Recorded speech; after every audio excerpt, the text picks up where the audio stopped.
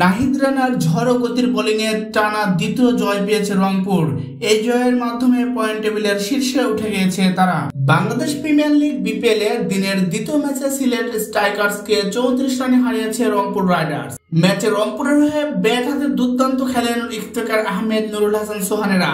বল হাতে খুশদিল শাহ এবং নাহিদ রানার দুর্দান্ত পারফরম্যান্সে বেশ আরামেই ম্যাচটা জিতে নিয়েছে রংপুর।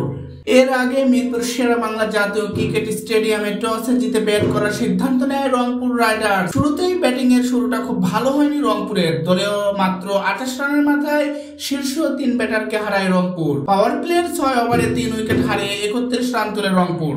এরপর খুশদিল শাহ ভালো শুরু করলেও ইনিংস লম্বা করতে পারেননি। 16 বলে 21 রান করে সাজঘরে ফিরে গেছেন তিনি।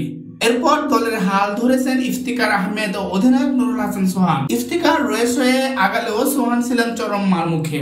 ধুমধারাক্কা ব্যাটিং এ দ্রুত গতিতে রান তুলতে থাকেন। 50-র কাছে চলে গিয়েও শেষমেশ 50 ছুঁতে পারেননি সোহান। 24 বলে 41 রানের দুর্দান্ত এক ইনিংস খেলে আউট হন তিনি। শেষ দিকে ইফতেখার এবং শেখ মেহেদী হাসানের ব্যাটে জুড়ে 150 ছুঁয়ে ফেলে রংপুর রাইডার্স। নির্ধারিত 20 ওভার শেষে 6 উইকেট হারিয়ে 155 রান তুলে রংপুর। মেহেদী 8 বলে 16 রানের এক ক্যামিও ইনিংস খেলেন। ইফতেখার অপরাজিত ছিলেন 42 বলে 47 রান করে। সিলেটের হয়ে 2টি উইকেট নেন আলামিন হোসেন এবং তানজিল হাসান সাকিব। 156 রানের টার্গেটে ব্যাট করতে নেমে শুরুতে হইচই খেয়েছে Sylhet strikers. Opener George Munsey out হন 3 বলে 2 রান করে দলের 4 রানের মাথায়। 3-এ নামা জাকির হাসানের সাথে জুটি বাঁধেন রনি তালুকদার। সাবলীল ব্যাটিং এর পরিস্থিতি সামাল দিয়েছেন দুজন, তবে বেশিক্ষণ টেকেননি দুজন।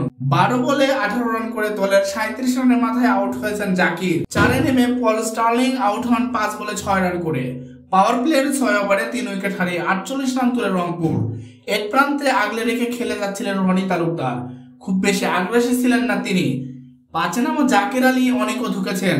50 থেকে সামান্য দূরে থাকা অবস্থায় দলের 91 রানের মাথায় 36 বলে 41 রান করে বিদায় নিয়েছেন রনি তালুকদার।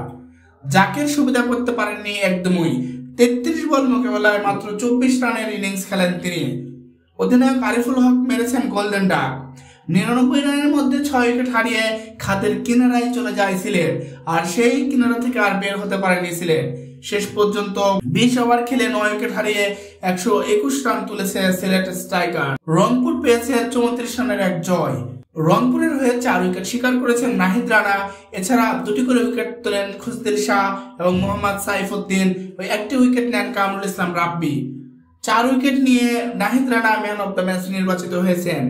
বাংলাদেশ ক্রিকেট ও বিপিএল এর সকল আপডেট সবার আগে পেতে আপনার সময় ইউটিউব চ্যানেল এবং আমাদের ফেসবুক পেজটি ফলো করুন।